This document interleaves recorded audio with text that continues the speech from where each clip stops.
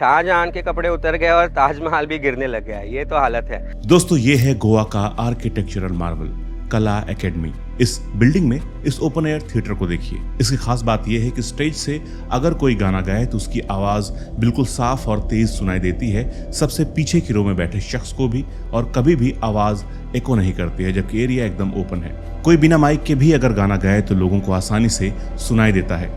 Goa film festival हो या फिर कोई और इम्पोर्टेंट इवेंट, थिएटर हो या फिर डांस परफॉर्मेंस, गोवा में सबकी पहली पसंद ये बिल्डिंग ही होती है। और इसको डिजाइन किया है इंडियाज ग्रेटेस्ट आर्किटेक्ट कहे जाने वाले चार्ल्स कोरिया ने। लेकिन आपको जानकर हैरानी होगी कि साल 1970 में स्टैब्लिश हुई ये बिल्डिंग और गोवा के कल्चर का हब रही ये बिल्डिंग अब करप्शन का शिकार हो गई है। कला एकेडमी में जो आर्टिस्ट लोग हैं, जो परफॉर्मेंस करने वाले जो लोग हैं, वो अपना ड्रामाज, कुछ आर्ट, स्किट्स, प्लेज सब करते हैं। बहुत सारे स्कूल्स, कॉलेजेस के एनुअल डे होते हैं, यानी वो एक कल्चरल हेरिटेज का प्रतीक है। गोवा का जो कल्चर ट्रेडिशंस का जो डिस्प्ले होता है वो कला एकेडमी से होता है, और ये बहुत पुरानी वास्तु है गोवा की। उसका गोवा का बहुत सेंटिमेंटल वैल्यू है, उसको इमोशनल वैल्यू बहुत है, लेकिन इन लोगों ने वो डेवलपमेंट के नाम पे पूरा कला एकेडमी का वाट लगा दिया है। जो एक ऐतिहासिक वास्तु थी, जो historical place which was designed by Charles Korea, उसके हालत उन्होंने इतने ख़राब करे।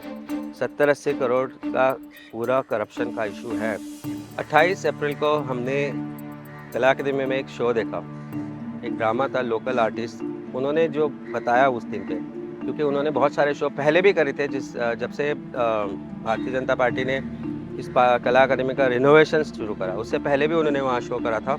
और उनका जो कहना था उसके मुताबिक ये है कि जो साउंड सिस्टम लगाया गया है वो बहुत ख़राब है, बहुत अनयूजेबल है। जो लाइट सिस्टम गया है it is not suitable.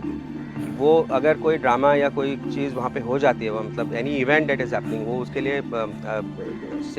It is not suitable for that. फिर 29 तारीख को हमारे art and culture minister, who is also the incharge of Kala academy, कहता है कि वो कौन है ये सब चीज़ें बताने के लिए, इट इज़ ऑल सोफिस्टिकेटेड। उसके कुछ दिन बाद वहाँ पे और एक ड्रामा होता है कोंकणी में।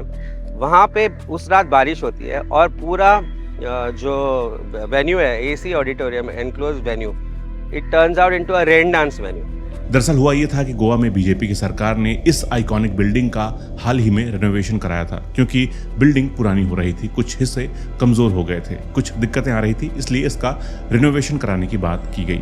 कला एकेडमी के रेनोवेशन के लिए बिना टेंडर निकाले जिम्मेदारी दे दी गई एक कंपनी को, लेकिन बिना टेंडर के, मतलब एक कंपनी चुनी गई और उसको पैसे दे दिए गए, 59 करोड़ खर्च किए गए। इससे साफ पता चलता है कि यहाँ पर घोटाला हुआ होगा, क्योंकि बाकी कंपनियों को तो मौका तक नहीं मिला। आज हम डेमोक्रेटिक प्रोसेस में रह रहे हैं, हम एक ऐसे प्रोसेस में रहते हैं जहाँ पे टेंडर ज़रूरी है, लेकिन 60-70 करोड़ का जब आपको करप्शन करना होता है तो हमारे मिनिस्टर खुद असेंबली में कह देते हैं कि शाहजहां ने टेंडर कहाँ लिया था, इसीलिए तो खड़ा है। लेकिन टेंडर के बिना करी हुई ये जो चीज़ें गिर गई है, उसका जवाब आज उनके पास नहीं है और आज ब्लेम गेम खेली जा रही है। इसके अलावा इसके रेनोवेशन के लिए कम से कम उनसे भी तो कंसल्टेंसी की जानी चाहिए थी जिन्होंने ये बिल्डिंग बनवाई थी।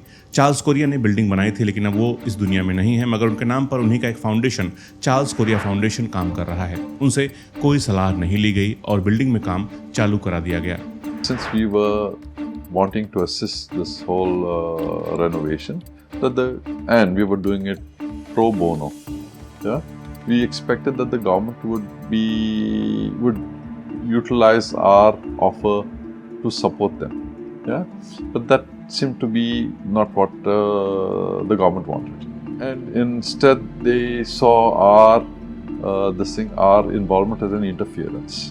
अब आप खुद सोचिए कि एक बिल्डिंग जो गोवा का कल्चरल हब है, आर्किटेक्चरल मार्वल है, देश दुनिया की बड़ी परफॉर्मेंस, बड़े इवेंट्स के लिए गो टू प्लेस है, ऐसी जगह में तोड़फोड़ करने के लिए रैंडमली किसी एक कंपनी को उठाकर पैसे थमा दिए गए और काम भी शुरू करा दिया गया। जब लोगों ने इस पर सवाल उठाए तो art and culture minister Govind Gaude ने कहा था कि शाहजहां ने ताजमहल के लिए टेंडर नहीं निकाला था। शाहजहां के कपड़े उतर गए और ताजमहल भी गिरने लग गया, ये तो हालत है। जिस टाइम पे टेंडर नहीं निकालते थे, उस टाइम का ताज जो आज भी खड़ा है, बारिश में भी खड़ा होता है, और उस टाइम का जो ताज है वो आज भी मौजूद खड़ा है। लेकिन ये चीज़ अभी खुली भी नहीं है और ये गिर रही है। तो मेरे ख्याल से ये बीजेपी के करप्शन का ताजमहल है।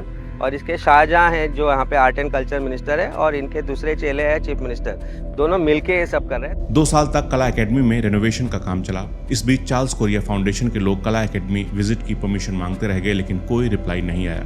प्रेस कॉन्फ्रेंस की आरटीआई भी डाली, लेकिन एक तरह से उन्हें कला एकेडमी में जाने से, काम का इंस्पेक्शन करने से रोक दिया गया और आखिरकार 17 जुलाई 2023 को कला एकेडमी के आइकॉनिक एम्फी थिएटर का स्लैब गिर पड़ा। इसके बाद भी किसी तरह कला एकेडमी के एम्फी थिएटर को ढककर गोवा फिल्म फेस्टिवल कराया गया और बाद में शान से गोवा के सीएम प्रमोद सावंत और art and culture minister Govind Gaude ने कला एकेडमी का इनॉग्रेशन भी किया। पहले स्लैब गिरी और अभी इस साल की बारिश में ही कला एकेडमी की रेनोवेटेड छत से पानी टपकने लगा, फॉल सीलिंग गिर पड़ा। व्यूअर्स थे, सब बैठे थे ऑडिटोरियम में, उन पे बारिश का पानी गिरा तो हमने बोला था कि ये देश का एकमात्र 5D एक्सपीरियंस देने वाला थिएटर है जिसमें जो ऑडिटोरियम में जो व्यूअर्स बैठते हैं उन पे डायरेक्ट बारिश का उनको फीलिंग लेने को मिलता है।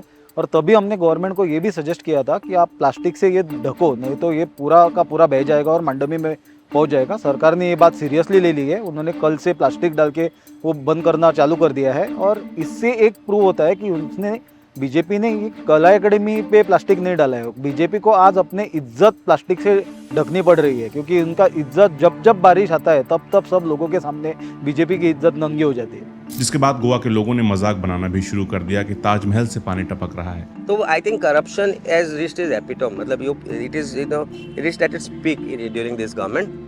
और आज लोगों ने मुंह खोलना शुरू कर दिया है। People are talking about it, entire social media of Goa is talking about Kala Academy. It is one of the most trolled Shahjahan and Taj Mahal is the most trolled issue as far as Goa is concerned. And they are right, ये शाहजहां ही है गोवा के। दे खुद को राजा महाराजा समझते हैं और हम जो प्रजा है उनकी तरफ मुंह उठा के देखते नहीं है। They are sitting in golden chariot and looking down upon people of Goa, and Goans thinking that सब खुशहाली है, सब कुछ सही है, but that's not a fact. आज भी अगर मैं सोचता हूँ कि अगर नाटक जब चल रहा है या कोई ड्रामा चल रहा है उस टाइम पे छत गिरी होती तो क्या होता। आज जो दूसरी एयर कंडीशन ऑडिटोरियम है उसका छत गिर जाए, उसके लाइट्स गिर जाए, या उसमें से कुछ ऐसी चीज़ हो जाए कि वो डोर लॉक हो जाए, कुछ हो जाए, तो ये सब एक जानलेवा हो सकता है। They are playing with lives of people of Goa. और ये सब किस लिए? कुछ चंद करोड़ कमाने के लिए। तो आई थिंक ये इसमें दिख जाता है कि बीजेपी का सोच क्या है, कैसी सोच लेके ये काम करते हैं। आज बस कला अकादमी नहीं, पूरे पैंजिम की हालत ख़राब है। दोस्तों, करप्शन को ढकने के लिए और अपनी गिरहबान बचाने के लिए गोवा के कल्चर मिनिस्टर ने हाल ही में बयान दिया था कि कला एकेडमी में गड़बड़ी के लिए PWD जिम्मेदार है। इसके बाद सीएम प्रमोद सावंत ने कहा था कि वो मामले को देखेंगे, लेकिन हम सभी को मालूम है कि ये सब नेताओं के बहाने होते हैं अपनी कमियों को छिपाने के। अभी कहते हैं जो आर्ट एंड कल्चर मिनिस्टर है कि मुझे इससे कुछ लेना देना नहीं है, ये PWD का काम है और chief minister is holding the portfolio of PWD। तो he is pointing straight away एक उंगली चीफ मिनिस्टर की तरफ करके बोला है कि जो सारा करप्शन करा है that has been done by chief minister. So I think this is just a blame game. एक हिस्टोरिकल जो वास्तु थी जो इसका हमारे लाइफ में बहुत मायने रखता था। मुझे आज भी याद है बचपन में मैंने वहाँ पे एक छोटा सा नाटक करा था। मैं भी आर्टिस्ट हूँ, उस टाइम पे हम नाटक में काम करते थे। एट दैट प्लेस इतनी बढ़िया सुंदर वास्तु जो थी आज उसके हालत करप्शन के लिए भारतीय जनता पार्टी ने खराब करके रख दिया है। तो दोस्तों, अब अगर गलती से कोई ये बताने की कोशिश करे कि बीजेपी में करप्शन कम हुआ है तो याद रखिएगा कि इस बिल्डिंग के रेनोवेशन में 59 करोड़ रुपए गोवा बीजेपी ने लगाए, मगर इतना घटिया काम हुआ कि बिल्डिंग एक बारिश भी नहीं झील पाई और अभी तो मानसून आया भी नहीं है। आगे क्या होगा नहीं मालूम। गोवा में करप्शन आप हर डिपार्टमेंट में देखो, हर किसी सेक्टर में देखो करप्शन चालू है। इधर ईज ऑफ बिजनेस करना भी मुश्किल है। एक छोटा एग्जांपल मैं आपको देता हूँ कि ये जॉब क्रिएशन का बात कर रहे हैं, IT सिटी का बात कर रहे हैं या कुछ बोल रहे हैं। उधर पेरनेम में जो एक IT सिटी आने वाली थी, उधर डेप्यूटी टाउन प्लानर को अपॉइंट नहीं किया। उसके लिए वो IT का जो इंटरेस्टेड पार्टीज थे उधर अपना सेटअप करना चाहते थे, उसमें जॉब क्रिएट हो सकता था, वो अभी तक आ नहीं पा रहे। लोगों को गोवा से बाहर जाना पड़ रहा है जॉब के लिए और इधर न्यू जॉब्स भी क्रिएट नहीं हो रहा है। हर सेक्टर में करप्शन है। आप जिस डिपार्टमेंट का नाम लो, जिस सेक्टर का नाम लो, उसमें करप्शन चालू है। जल्दी से शेयर करके मोदी जी तक ये वीडियो पहुंचाइए। गोवा के सीएम प्रमोद सावंत से भी सवाल पूछिए। जल्द मिलते हैं अगले एपिसोड में। नमस्कार।